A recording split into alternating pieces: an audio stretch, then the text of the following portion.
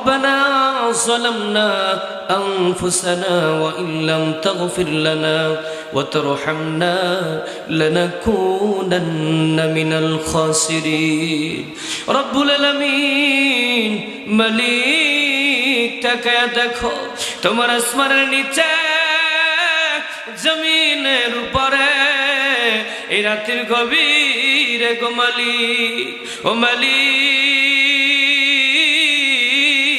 তাকায়া দেখো আমরা গুনাহগার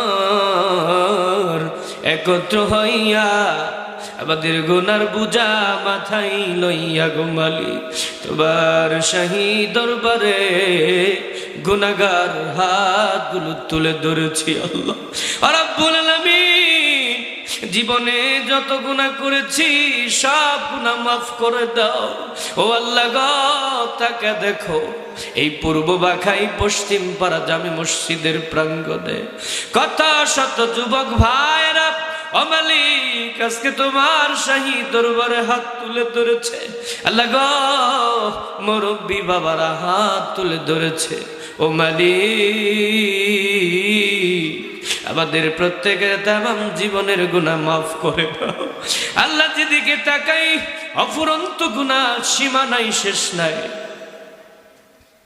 তবে যদি ধরো গো মালিক আমরা যে মাপ পাবো না ক্ষমা পাবো না গো আল্লাহ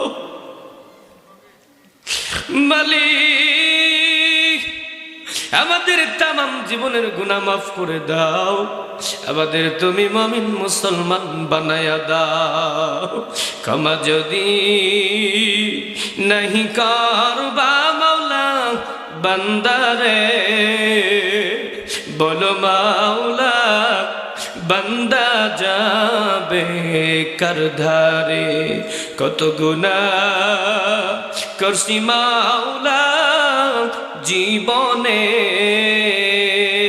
মাফ করে দাও সকল গুনাহ নিজ গুনে আদর করিয়া মাওলা মানুষ বানাইয়া কেমনে দিবা ওই জাহান্নামে ফেলিয়া এমন দিন গেছে মালিক ওই আপন মা বাবা আমাদের শিয়রে দাঁড়াইয়া রাতের গভীরে কেঁদেছে মালিক আমাদের ওঠা নাও কিন্তু আমাদের সন্তানের নিও না আজ সেই মা বাবাগুলো এই এলাকার আনাচে কানাচে গুরুস্থানে দাফন হয়েছে আল্লাহ ও মালিক আমাদের মা বাবার কবরগুলো জান্নাতের বাগান বানিয়ে দাও আল্লাহ গো আজকের মাহফিল যারা সাজাইলো আল্লাহ প্রত্যেকের মা বাবার তামাম জীবনের গুনাহ মাফ করে দাও যাদের মা বাবা বেঁচে আছে আল্লাহ গো প্রত্যেকের মা বাবার নেক আমলের মধ্যে তুমি বরকত দান করে দাও নেক হায়াতের মধ্যে বারাকা দান করে দাও আল্লাহ তোমার কাছে বড় দরখাস্ত আজকের এই মুনাজাতে গো মালিক আল্লাহ প্রত্যেকটা যুবক ভাইদের মাহফিলে আনো আজকের এই কোরআনের মাহফিলে এনে দাও তোমার যদি রহমান রহিম নামের কসম দিলাম আল্লাহ তোমার কোরআনের কসম দিলাম আল্লাহ তোমার এই পূর্ব বাখার যত যুবক ভাই আছে বৃদ্ধ বাবারা আছে যারা মেলাতে আছে রাস্তাঘাটে আছে যারা ঘোরাফেরা করছে গো মালিক তোমার কোরআনের নূরে তাদের অন্তরে ঢুকাইয়া দিয়া আজকের এই মাহফিলের মধ্যে তুমি আইনা দাও রব্বানা গো রব্বানা মাফ করে দাও মোদের সব গুনাহ রব্বির হামহুমা কামা রব্বানি সগীরা সুবহান রাব্বিকা রব্বিল ইজ্জাতি আম্মা ইয়াসিফুন ওয়া সালামুন আলাল মুরসালিন ওয়ালহামদুলিল্লাহি রাব্বিল আলামিন কালিমাতু লা ইলাহা ইল্লাল্লাহু মুহাম্মাদুর রাসূলুল্লাহ লাইন শাকারতুম লাযীদান্নাকুম ওয়া লাইন কাফারতুম ইন্না আযাবি লাশাদীদ আল্লাহ রাব্বুল আলামিন বলেন দুনিয়ার মানুষেরা কান খুলে শুনে রাখো, হৃদয়ের গহীনে কথাটাকে ঢুকায় নাও। লা ইন শাকারতুম লা আযীদান্নাকুম ওয়া লা ইন কাফারতুম ইন্না আযাবি লাশাদীদ। আল্লাহ রাব্বুল আলামিন বান্দাকে মেসেজ দিয়েছেন, বান্দা তুমি যখন আমি আল্লাহ দেয়া নিয়ামতের মধ্যে থাকবা, নিয়ামত পাইবা, আমি রব্বুল আলামিন তোমাকে যেই নিয়ামত দিয়েছি সেই নিয়ামতের যদি শুকর আদায় করো, আমি মালিক তোমার নিয়ামত রাজিগুলো বৃদ্ধি করে দিব, এবং তোমার এই নিয়ামত রাজিগুলো বৃদ্ধি করে দিব। তোমাকে এমন নিয়ামত দান করব যা তুমি কল্পনাও করতে পারবা না। আল্লাহু আকবার বলেন। আর যে বান্দাটা নিয়ামত পাওয়ার পরে নিয়ামতের না শুকরিয়া আদায় করবে, কুফরি করবে, আমি রব্বুল আলামিন তাকে কঠিন থেকে কঠিন আযাবের মধ্যে গ্রেফতার করব। বলি নাউযুবিল্লাহ। ইন্না আযাবি লাশাদীদ, শক্ত আযাব। প্যারা মুসলমান ভাইরা আমার, মহান রব্বুল আলামিন বান্দাকে দুনিয়ার জমিনে প্রেরণ করেছেন, দুনিয়ার ময়দানে বান্দাকে ছেড়ে দিয়েছেন। ও দুনিয়ার মানুষ, কান খুলে শুনে রাখো যে মহান রব্বুল আলামিন তোমাকে দুনিয়ায় পাঠালো, যে মহান আল্লাহ তাআলা তোমাকে নাজ নিয়ামত দিল, সব কিছু দিয়ে যেই আল্লাহ তাআলা তোমাকে এই দুনিয়ার ময়দানে ছেড়ে দিল। ও দুনিয়ার বান্দা, খেয়াল করো, দুনিয়ার সব সৃষ্টি আল্লাহ তাবারক ওয়া তাআলা বান্দার গোলামির জন্য বানিয়েছেন। সুবহানাল্লাহ বলবেন না? বুঝতে পারেন নাই? আমার আল্লাহ ডাক দিয়ে বলেন, বান্দারে আমি মালিক তোমার জন্য পৃথিবীতে সব কিছু গোলামির জন্য বানিয়েছি। পৃথিবীর সব কিছু তোমার গোলামি করবে, পৃথিবীর সব কিছু তোমার গোলামি করবে। ও বান্দা, তোমাকে বানাইলাম আমি আল্লাহর গোলামির জন্য। সুবহানাল্লাহ বলেন। পৃথিবীর সব কিছু বান্দার গোলামির জন্য আল্লাহ বানাইলো, কিন্তু একমাত্র বান্দাকে আল্লাহর গোলামির জন্য বানাইলো। আল্লাহ তাআলা বলেন, ওয়া মা খালাকাতুল জিন্না ওয়াল ইনসা ইল্লা লিয়াবুদুন। আল্লাহু আকবার। আল্লাহ বললেন, বান্দা, যেহেতু আমি তোমার গোলামির জন্য সকল কিছু সৃষ্টি করেছি, একমাত্র তুমি আমার গোলামি করবা, আর সব কিছু তোমার গোলামি করবে। যেহেতু আল্লাহ আমাকে দুনিয়ার ময়দানে আল্লাহর গোলামির জন্য পাঠিয়েছেন, আল্লাহ এর জন্য অন্যত্র আয়াতুল কারীমের মধ্যে বললেন, ওয়া মা খালাকাতুল জিন্না ওয়াল ইনসা ইল্লা লিয়াবুদুন। দুনিয়ার মানুষ, কান খুলে শুনে রাখো, আমি আল্লাহ তাবারক ওয়া তাআলা বান্দাকে অর্থাৎ মানুষ এবং জিন জাতিকে আমার ইবাদত করার জন্য, আমার গোলামি করার জন্য, আমার পাবন্দি করার জন্য, আমার হুকুমগুলো মানার জন্য সৃজন করেছি, আমার হুকুম পালন করার জন্য দুনিয়াতে পাঠাইছি। বান্দা, তুমি যদি আমার গোলামি করতে পারো রে, আমার ইবাদত করতে পারো, আমার হুকুম যদি পালন করতে পারো, আমি রব্বুল আলামিন তোমার জন্য ঘোষণা করলাম, ফাদখুলি ফি ইবাদি ওয়া আদখুলি জান্নাতি। আল্লাহু আকবার বলেন। আপনি আল্লাহর গোলামি করবেন, আপনি আল্লাহর দাসত্ব করবেন, আপনি আল্লাহর ইবাদত করবেন। অপূর্ব বাখাইবাসী আমার আল্লাহ ডাক দিয়ে বলেন, বান্দারে আমি আল্লাহ তোমাকে জান্নাতুল ফেরদাউস দান করব। সুবহানাল্লাহ। আস্তে কর। চিন্তা করছেন, আমার আল্লাহ বান্দাকে জান্নাত দিবেন, জান্নাত বান্দার কাছে বিক্রি করবেন। সুবহানাল্লাহ বলেন। আল্লাহ তাআলা বান্দার কাছে জান্নাত বিক্রি করবে। এবার আপনারা যারা আছেন আল্লাহর কাছ থেকে জান্নাত কিনে নিবেন কি নিবেন না? নিবেন কি নিবেন না? কে কে জান্নাত কিনবেন? হাত উঠান। লিল্লাহে তাকবীর, নারে তাকবীর। আল কোরআনের আলো, আল হাদিসের আলো, লিল্লাহে তাকবীর। বলতেছিলাম আমার আল্লাহ তাআলা বান্দাকে জান্নাত দিবে, এই জান্নাতটা বান্দা কিনে নিবে, আমার আল্লাহ বিক্রি করবে। পূর্ববাসী বাখাইবাসী কান খুলে শুনে রাখো, আমার আল্লাহ যে জান্নাত বিক্রি করবে, এই জান্নাতটা কি দিয়ে আপনি কিনে নিবেন জানার দরকার আছে কি নাই? কান খুলে শুনে রাখুন ও পেয়ারা মুসলমান ভাইরা, আমার যুবক ভাইরা রে, কান খুলে শুনে রাখো। আল্লাহ বলতেছেন ইন্নাল্লাহা আশতারা মিনাল মুমিনিনা আনফুসাহুম ওয়া আমওয়ালাহুম বিআন্না লাহুমুল জান্নাহ। আল্লাহু আকবার বলেন। আল্লাহ তাআলা বলেন দুনিয়ার মানুষেরা শুনে রাখো, আমি তোমাদেরকে মেসেজ দিলাম, এই মেসেজ হলো আমি আল্লাহ তোমার কাছে নেক আমলের বিনিময়ে জান্নাত বিক্রি করব। নেক আমলের মাধ্যমে আমি রব্বুল আলামিন জান্নাত বিক্রি করব। সুবহানাল্লাহ বলেন। এবং মুমিনের জান এবং মালের মাধ্যমে আমি আল্লাহ তোমার কাছে জান্নাত বিক্রি করব। সুবহানাল্লাহ বলেন। কিসের মাধ্যমে? জান এবং মালের মাধ্যমে আমার আল্লাহ জান্নাত বিক্রি করবে।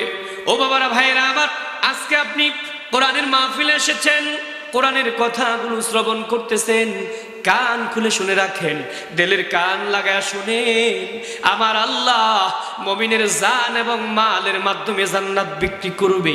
এবার শুনে রাখুন, কতটুকু জান কতটুকু মাল আপনি আল্লাহ রাস্তায় ব্যয় করেছেন। জান এবং মাল আপনি কি আল্লাহ রাস্তায় ব্যয় করেছেন? না, না, করতে পারেন নাই। আপনি জান এবং মাল বিক্রি করতে পারেন নাই। আপনি তো ইন্নী ওয়াজহাতু ওয়াজহিয়া লিল্লাযী ফাতারাস সামাওয়াতি ওয়াল আরদা হানিফা ওয়া মা আনা মিনাল মুশরিকিন, এর মধ্যেও নাই। ও দুনিয়ার মানুষেরা, তুমি তো নামাজের মধ্যে থাকো না, তুমি তো আল্লাহর কুদরতি পায়ে তোমার মস্তক ঠেকাও না, জমিনের মধ্যে ঠেকাও না, তোমার জান মাল তুমি আল্লাহর কাছে ব্যয় করো না, তুমি কেমন করে আল্লাহর জান্নাত কিনবা? দুনিয়াতে অর্থের বিনিময়ে, টাকা পয়সার বিনিময়ে দুনিয়ার সমস্ত খাদ্যদ্রব্য, বাসস্থান, সামগ্রী তুমি অর্থের মাধ্যমে কিনতে পারো। আমার আল্লাহ বললেন বান্দারে, আমি আল্লাহ তোমার কাছে জান্নাত বিক্রি করব নেক আমল এবং তোমার জান মালের মাধ্যমে। সুবহানাল্লাহ বলে।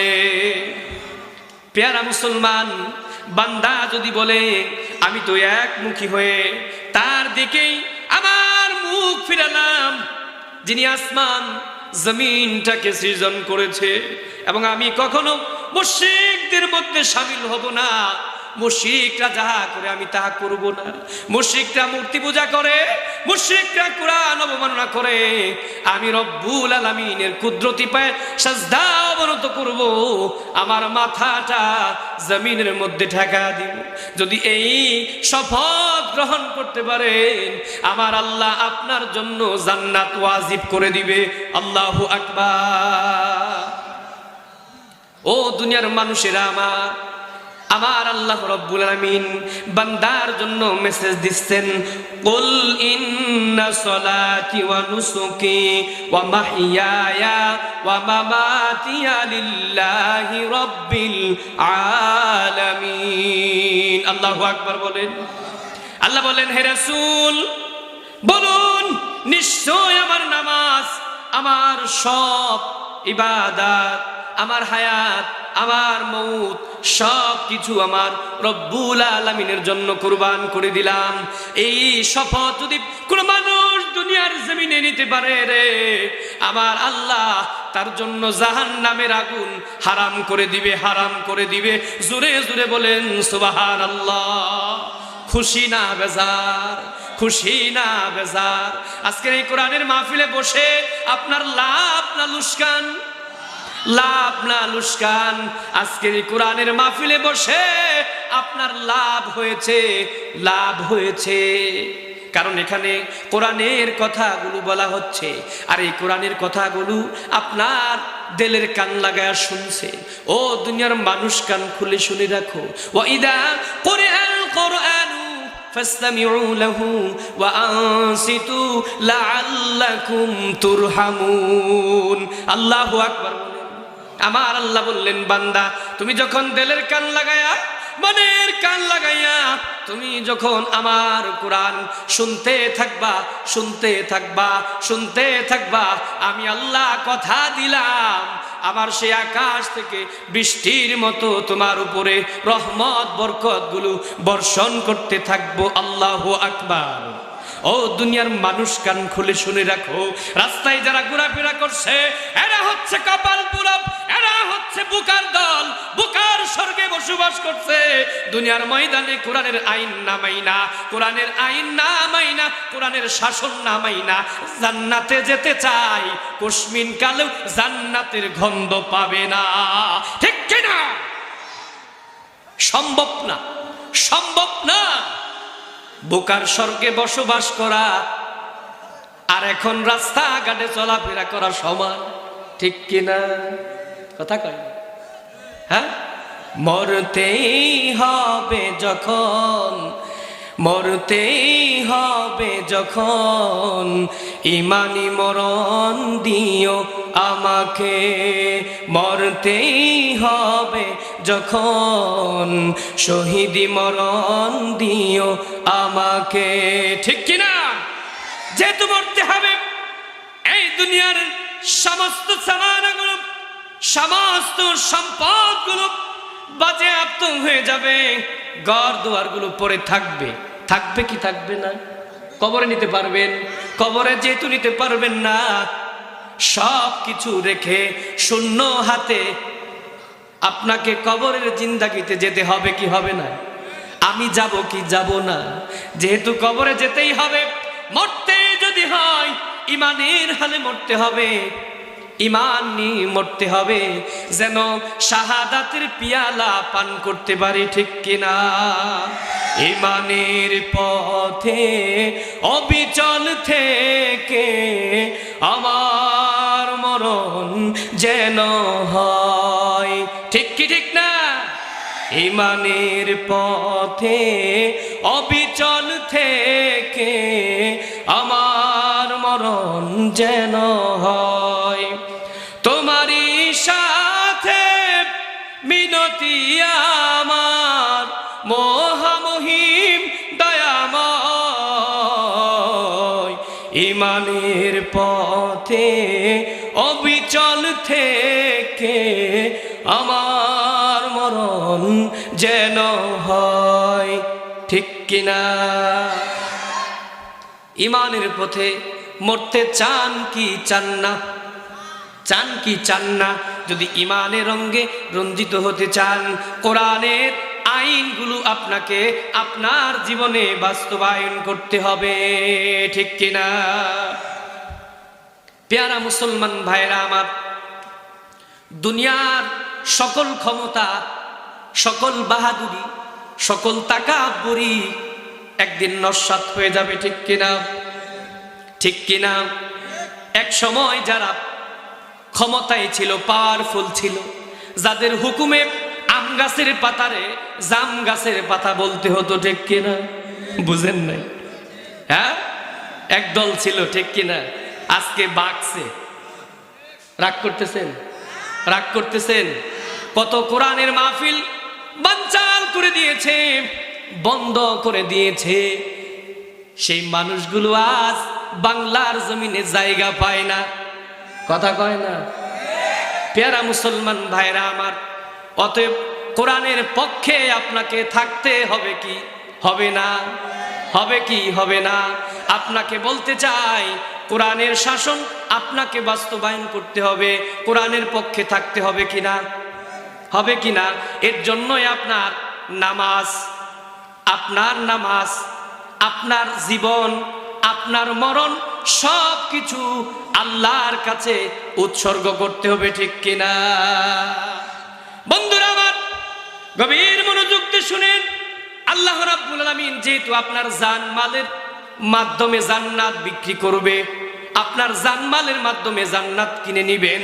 আপনাকে বলতে চাই, কোরআনের কথাগুলো দিলের কান লাগায় শুনতে থাকেন, ঠিক কিনা? দিলের কান লাগায় শুনতে থাকেন। এখনো বলছি, যারা রাস্তাঘাটে আছেন, ওই মেলার মধ্যে আছেন, সময়টা ব্যয় না করে কোরআনের কথাগুলো শোনার জন্য এখানে চলে আসেন। যারা মানুষের মধ্যে এমনও আছে, وَمِنَ النَّاسِ مَن يَشْرِي نَفْسَهُ ابْتِغَاءَ مَرْضَاتِ اللَّهِ وَاللَّهُ رَءُوفٌ بِالْعِبَادِ। অপরদিকে মানুষের মধ্যে কেউ কেউ এমনও আছে যে আল্লাহর সন্তুষ্টির জন্য জীবনের সব পর্যন্ত বিক্রি করে দিয়ে আল্লাহ রাস্তায় নিজের জীবনটাকে বিলিয়ে দেয়, ঠিক কিনা? ঠিক কিনা পেয়ারা মুসলমান ভাইরা আমার? এর জন্য আপনাকে বলতে চাই, জীবনের সব কিছু ত্যাগ করে যদি এক আল্লাহর পথে থাকতে পারেন, এক আল্লাহর পথে থাকতে পারেন, আপনার জন্য জান্নাত ওয়াজিব হয়ে যাবে, ঠিক কিনা? হযরত ওমর রাদিয়াল্লাহু তাআলা আনহু যখন তার জীবদ্দশায়, তার শাসনকালে পুরা ভূখণ্ড আরব জাহানকে যিনি পরিচালিত করেছেন, শুনবেন? শুনতে রাজি আছেন তো পেয়ারা মুসলমান ভাইরা আমার? তিনি খলিফা নিযুক্ত হলেন, শাসক হলেন, প্রেসিডেন্ট হলেন, রাষ্ট্রপতি নিযুক্ত হলেন। সমস্ত আরব জাহানের ধনভাণ্ডারের যিনি রক্ষক হলেন, ও পেয়ারা মুসলমান, সে হযরত ওমর রাদিয়াল্লাহু তাআলা তিনি একদিন খুতবায় দাঁড়াবেন, দেখলেন তার শরীরে, তার গায়ে সিরাযুক্ত জামা পরিধান করে মসজিদের মিম্বারে দাঁড়িয়ে খুতবা দিচ্ছেন। তার ছেলের এটা মাইন্ডের মধ্যে লাগলো, তার ছেলে মাইন্ডে নিয়ে রাষ্ট্র থেকে, রাজকোষাগার থেকে, বাইতুল মাল থেকে আরব জাহানের সবাইকে এক টুকরা করে কাপড় দেওয়া হলো, যে কাপড় দিয়ে একজনের পরিহিত কাপড় বানানো সম্ভব নয়। একদিন তার সন্তানের কাপড়টুকু হযরত ওমর রাদিয়াল্লাহু তাআলা মুখে দিয়া দিলেন। ও বাবা, আপনি একজন রাষ্ট্রপতি, আপনি একজন প্রশাসক, আপনার শরীরে যদি ছেঁড়া কাপড় থাকে কোনোভাবেই মানা যায় না গো বাবা, আমি আমার কাপড়টুকু সন্তান হিসেবে তোমাকে দান করলাম। সুবহানাল্লাহ বলবেন না? হযরত ওমর রাদিয়াল্লাহু তাআলা দুইজনের কাপড় একত্র করে একটা পিরহান বানালেন, একটা কাপড় বানালেন, নতুন পোশাক পরে তিনি খুতবায় যখন দাঁড়া গেলে, এক মুসল্লি দাঁড়া গেছেন, ওমর আপনার সুন্দর কথা আপনি বন্ধ করুন, আপনার সুন্দর সুন্দর কথা বন্ধ করুন, আপনার ডায়লগ বন্ধ করুন। আমরা সবাই বাইতুল মাল থেকে তো এক টুকরা কাপড় পাইছি, যে কাপড় দিয়া একটা মানুষের কাপড় বানানো সম্ভব না, আপনি বাইতুল মাল থেকে কাপড় চুরি করেছেন। হযরত ওমর দুইটা চোখের পানি ছেড়ে দিয়ে মাওলার কাছে আরজি করতে থাকলেন, রব্বুল আলামিন, ও মালিক, শেষ পর্যন্ত ক্ষমতা দিয়া আমাকে তুমি চোর বানায়া দিলা। হযরত ওমরের চক্ষু দিয়া ঝরঝর করে পানিগুলো পড়তেছিল। তার সন্তান লাফ দিয়ে দাঁড়ায় বলেন, ও পেয়ারা ভাই, আপনি জানেন না, না জেনে আমার বাবাকে আপনি চোর অপবাদ দিয়েন না। কারণ হচ্ছে এই সরকার, এই রাষ্ট্রের এই কোষাগার থেকে, বাইতুল মাল থেকে সবাইকে এক টুকরা করে কাপড় দিয়েছে, যে টুকরা কাপড় দিয়ে একটা মানুষের পেরহান বানানো সম্ভব না। আমার বাবা যেহেতু রাষ্ট্রপতি, যেহেতু প্রশাসক হয়েছে, আমার বাবার একটা ছিঁড়া কাপড়, এই কাপড় প্রতিদিন জুমার দিন সকালবেলায় দৌত করে তিনি রৌদ্রের মধ্যে শুকাইতে দেয়, কিন্তু শুকায় না। ভিজা কাপড় পরিধান করে আমার বাবা মসজিদে এসে খুতবা প্রদান করে, এই দেখে আমার সহ্য হয় না। আমি আমার বাবাকে এক টুকরা আমার কাপড়টুকু দান করেছি, আমার বাবা এই কাপড়টুকু দিয়া একটা পোশাক বানিয়েছেন। সুবহানাল্লাহ বলেন। চিন্তা করছেন, জর্জর করে চোখের পানি ছেড়ে দিলেন। ও দুনিয়ার মানুষেরা, এই ওমর খলিফাতুল মুসলিমিন, যিনি জান্নাতের সুসংবাদ পেয়েছেন, তিনি একদিন মারাত্মকভাবে আহত হলেন। আহত অবস্থায় তাকে এক পেয়ালা দুধ দেওয়া হলো। এই দুধ যখন তাকে খাবার দেওয়া হলো, তার পাঁজরের ছিদ্র দিয়ে দুধগুলো আস্তে আস্তে বের হতে লাগলো। মৃত্যু সজ্জায় আজরাইল মালাকুল মউত ঘরের দরজায় এসে হাজির হয়ে গেছে। এমন সময় খলিফাতুল মুসলিমিন হযরত ওমর ডাক দিয়ে বলে, কলিজার টুকরা সন্তান কাছে আসো। আমার শেষ মুহূর্তে ওসিয়ত হলো, ও আমার সন্তান, আমার বৎস, তুমি দেখো আমার নবী তিনি মুনাফিকদের একটি লিস্ট করেছেন। হুযায়ফার কাছে এই লিস্টটা দেওয়া হয়েছে। লিস্টের মধ্যে গিয়ে দেখবা আমি উমরের নাম আছে কি নাই, তাকে ডেকে নিয়ে আসো। হুযায়ফা রাদিয়াল্লাহু তাআলা আনহুকে ডাকা হলো। তিনি আসলেন, বললেন, আমিরুল মুমিনিন, আমার চোখের পানি ছেড়ে দিয়ে বললেন, ভাই তুমি আমাকে আর আমিরুল মুমিনিন বলো না, আমি তো মৃত্যু সজ্জায় ইন্তেকাল করব, মালাকুল মউত আজরাইল এসে গেছে। ও হুযায়ফা, আমি তোমার কাছে শেষ মুহূর্তে তোমার কাছে আবদার জানাইতে চাই, আমি জানতে চাই আমার নাম মুনাফিকদের লিস্টে আছে কিনা। ও হুযায়ফা রে, আমার লিস্টের সেই লিস্ট আমাকে একটু দেখাও, যে নবী মুনাফিকদের লিস্ট করেছে ওই লিস্টের মধ্যে আমি উমরের নাম আছে কি নাই। চিন্তা করছেন, যিনি আমিরুল মুমিনিন ছিলেন, জান্নাতের সুসংবাদদাতা ছিলেন, নবীর খুব আদরের ছিলেন, সেই উমর বলতেছে, হুযায়ফা রে, আমারে দেখাও আমার নাম আছে কিনা। হুযায়ফা বলে, আমিরুল মুমিনিন উমর, আমার নবী তো নিষেধ করেছে, এই লিস্টটা দেখানোর জন্য বারণ করেছে, আমি কেমনে দেখাবো, কেমনে আপনাকে দেখাবো। আমিরুল মুমিনিন উমর বলে, ও দিনী ভাই, আমাকে দেখাও না আমার নাম সেইখানে আছে কিনা। হুযায়ফা রাদিয়াল্লাহু তাআলা বলেন, ও আমিরুল মুমিনিন, যেহেতু আপনি এত করে বলছেন, রিকোয়েস্ট করছেন, আপনাকে বলতে চাই, নবী মুহাম্মদুর রাসূলুল্লাহ যে লিস্ট আমাকে দিয়েছেন, মুনাফিকদের তালিকা আমার কাছে দিয়েছেন, সেই লিস্টের মধ্যে, সেই তালিকার মধ্যে আপনার নাম নাই। আল্লাহু আকবার।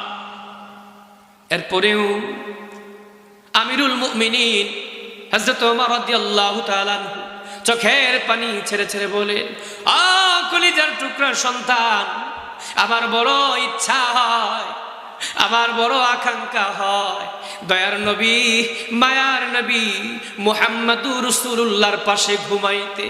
যদি আমাকে সুযোগ করে দেওয়া হয়, আমি ওমর নবীর কাছে শুইতাম, নবীর পাশে ঘুমাইতাম। ও কলিজার টুকরা সন্তান, যাও যাও, মা আয়েশা সিদ্দিকার কাছে যাও, চলে যাও, তার কাছে অনুমতি নাও। যদি সে অনুমতি দেয়, আমি ওমরের দেহটা আমার নবীর কদম মুবারকের পাশে দাফন করো। জোরে জোরে কন্যা সুবহানাল্লাহ।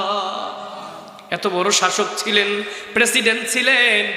ও মুসলমান ভাইরা শুনে রাখেন, যার হুঙ্কার শুনলেন সেই সময়কার সময় আবু জেহেল পর্যন্ত ভয় পাইত, ঠিক কিনা? এক কথাই বোঝা যায়, বাঘে ছাগলে এক ঘাটে পানি খাইতো। সেই উমর চোখের পানিগুলো ছাড়তেছে, চোখ দিয়ে পানিগুলো বের হচ্ছে। মৃত্যু সজ্জা, মৃত্যু এসে গেছে, আজরাইল সামনে দাঁড়িয়ে আছে।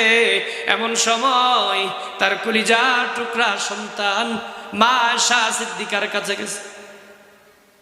আমার বাবা বলেছে, আমার বাবার ইচ্ছা আকাঙ্ক্ষা নবীর কদম মুবারকে শোয়ার জন্য।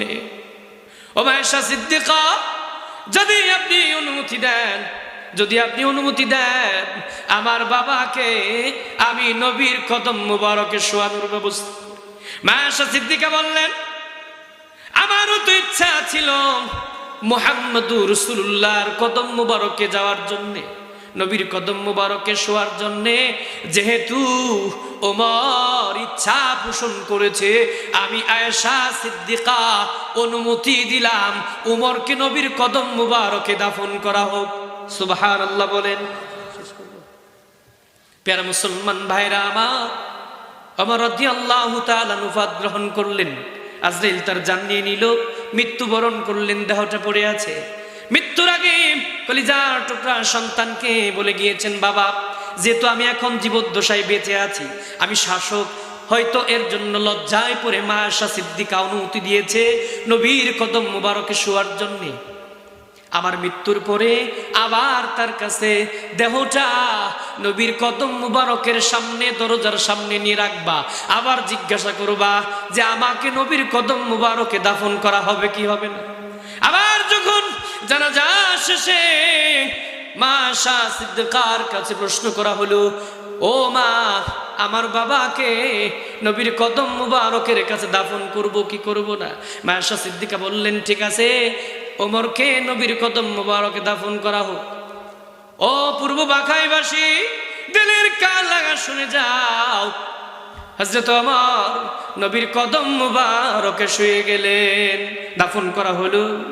ও প্যারা মুসলমান ভাইরা আমার, যদি এমন সৌভাগ্য, এমন কপাল, এমন যদি সুন্দর ভবিষ্যৎ রচনা করার জন্য ইচ্ছা থাকে, আকাঙ্ক্ষা থাকে, এখনো বলছি, আবারও বলছি, শেষবার বলছি, আল্লাহর কোরআনের আইন মানতে হবে কি হবে না?